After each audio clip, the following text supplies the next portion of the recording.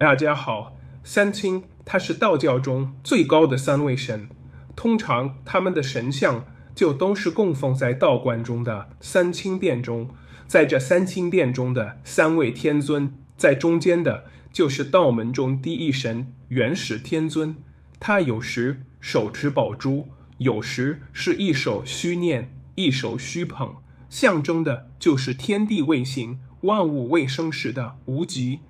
在他的左边，也就是三清中的第二位，叫做灵宝天尊太上道君。他有时手持玉如意，有时双手捧着太极，象征的就是刚从无极中衍生出来的太极。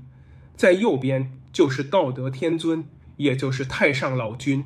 在他手中拿着一把画有阴阳的扇子，象征着由太极而分化出的阴阳两仪。这三位天尊的这三清像，他们合起来就是道教中的一幅宇宙图。在这三清中，虽然太上老君他只排在了第三位，但是他出现的时间却是三清中最早的一位，而且在当时早期的道教中也并没有这三位，仅仅只有一位，那就是太上老君，也就是老子。老子他在历史上是确有其人，只不过这位道教中供奉的祖师，他在生前并不是什么神仙，他本人也不信鬼神，和宗教之间更是没有什么联系。他是一位春秋时期著名的思想家和哲学家，在历史上，老子也叫老聃，又叫李耳，他是春秋时期道家的代表人物。在司马迁的《史记》中就有过对老子事迹的记载。据司马迁所记，老子叫李耳，是楚国苦县人，他曾经当过周朝的守藏室使，也就是差不多相当于现在的国家图书馆馆长，所以就得以博览群书，学识过人。像是在曾经，孔子就十分钦佩老子的学识，还向老子问过礼。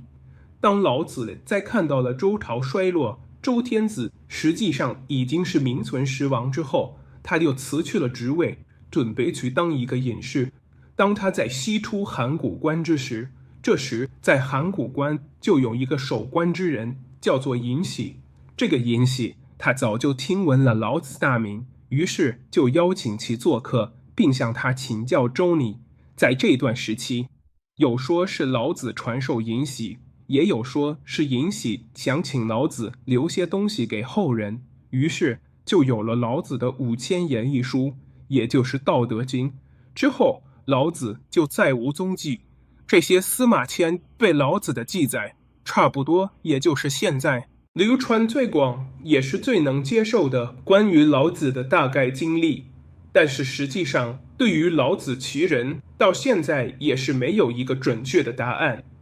早在司马迁所在的汉代，关于老子就已经出现了多个版本，像是老子的身份就有老聃、老来子和太史丹之说。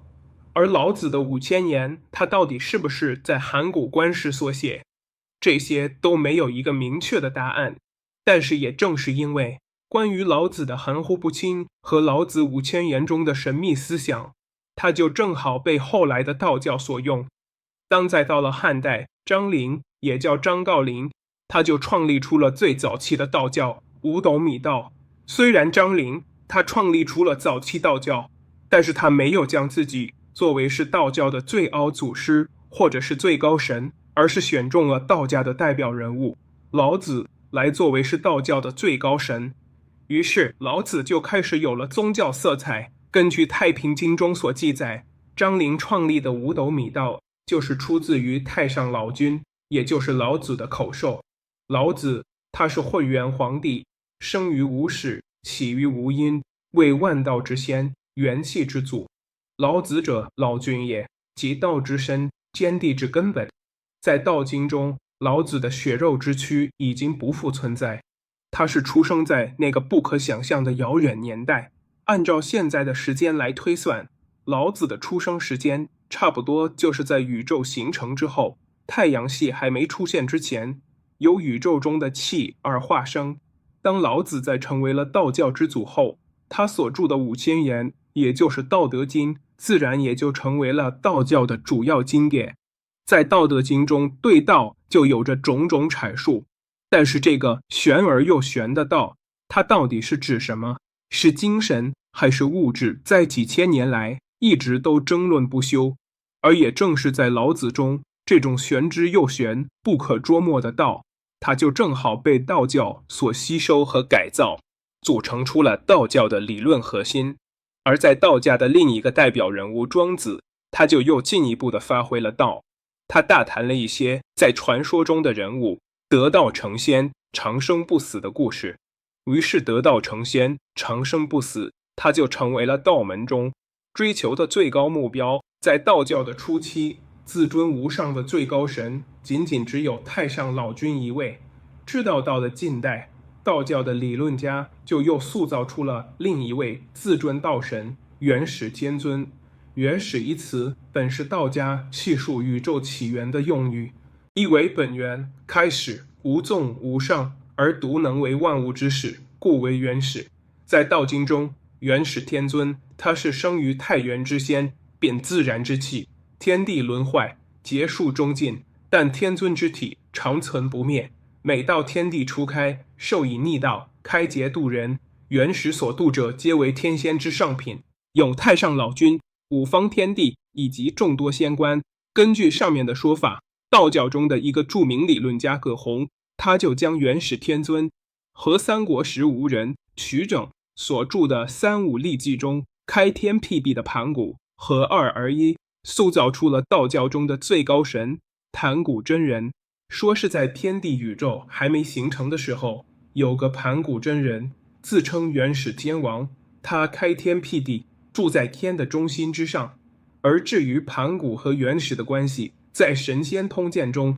就做出了解释。盘古自从开天辟地功成之后，他就褪去了躯壳，但是有一灵不昧，游行于空中，忽见太元圣女，在他仰天呼吸之时，就化作青光投入其口，后又从圣女的脊里之间生出，因其前身为盘古，故号为元始。元者本也，始者出也，先天之气，此气化为开天辟地之神，就是盘古，化为主持天界之祖，即为元始。除了上面的两位之外，三清中的另一位就是灵宝天尊，又称太上道君。在南朝陶弘景所著的《真灵位业图》中，他就将道教中的所有神仙一共分为了7大等级，元始天尊列为第1级，位于三清之首，道门中的第一神。灵宝天尊被列到了第2级，虽然说在地位上太上道君要比太上老君还要高，但是其来历实在有些贫乏，存在感也是三清中最低的一个。根据记载，太上道君其母怀胎3700年，诞生于西那天玉茶山伏罗之月。出世之后，度人有如尘沙之众，不可胜量。在位登高仙之后，有万神来朝拜，金童玉女各30万。灵宝天尊凡是遇到有缘好学之人，请问疑难，都会不吝训诲，有36变72话，只要是人想见，就立刻可以感应到。随着道教中灵宝天尊的出现，就让曾经道教中的坐高神从只有太上老君一位，到了后来的三清。这也就符合了老子曾经提出过的道生一，一生二，二生三，三生万物。道教认为道是虚无之系，教化之根，神明之本，天地之源，是宇宙万物的原始。有了道，才产生出了宇宙，自宙生出元气，元气就构成了天地、阴阳、次时，由此而化生万物。所以在道教中，就将道演变为红元、混元、太初3个不同的世纪。这3个世纪都是道的演化，然后又将其都人格化为神，就是三清，也就是一气化三清。